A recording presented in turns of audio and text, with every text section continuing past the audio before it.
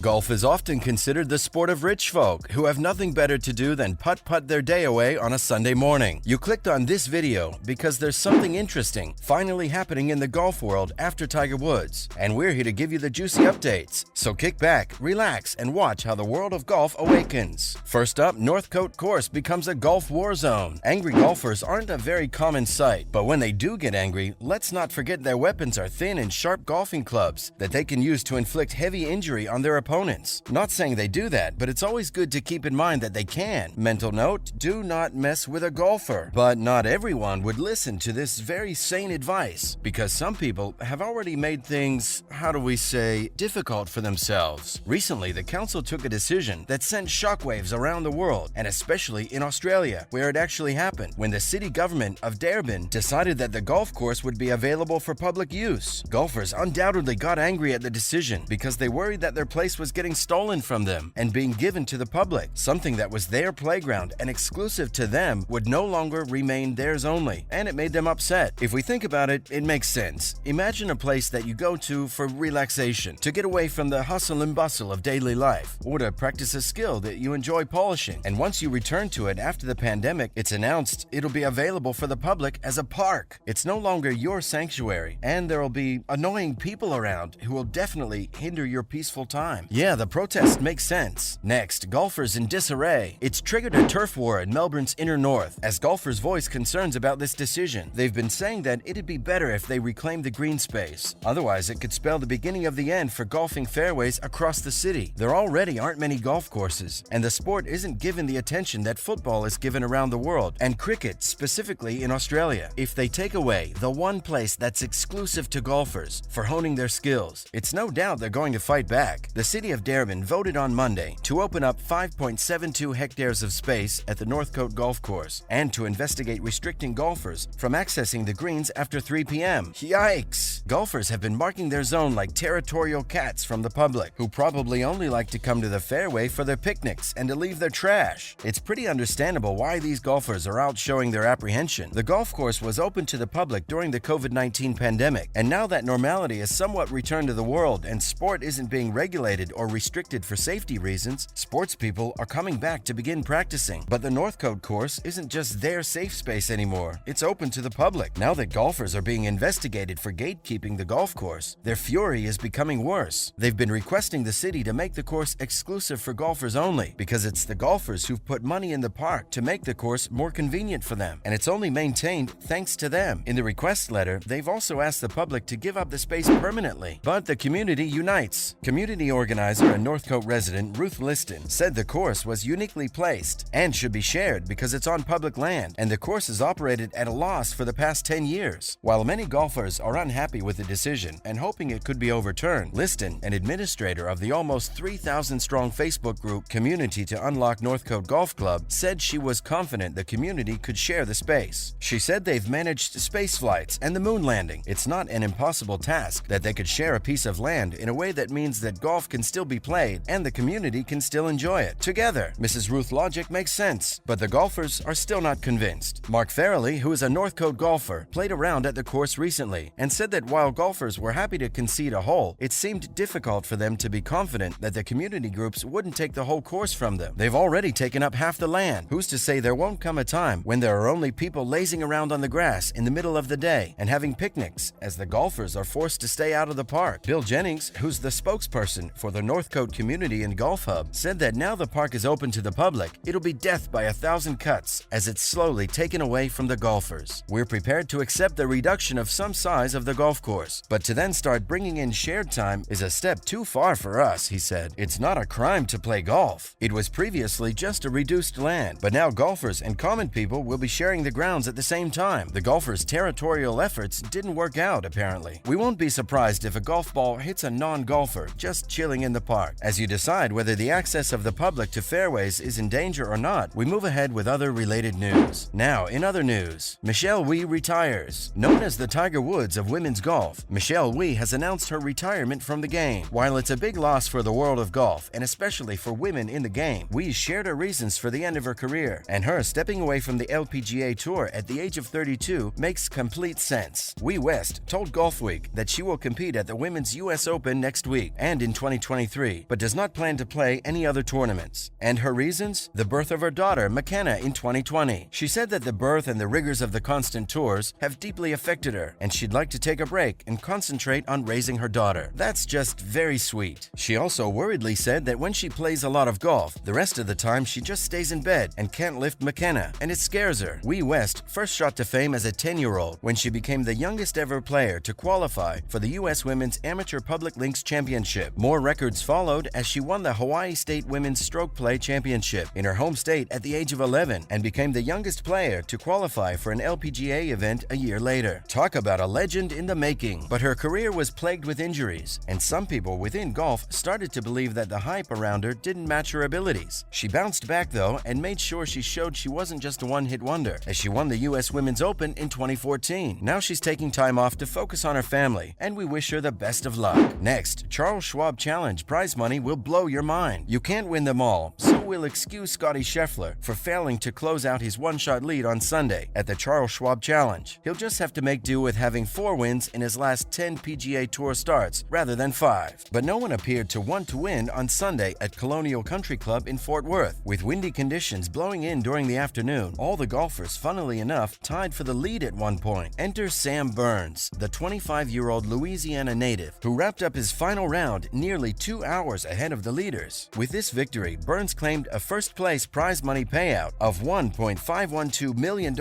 from an overall purse of $8.4 million.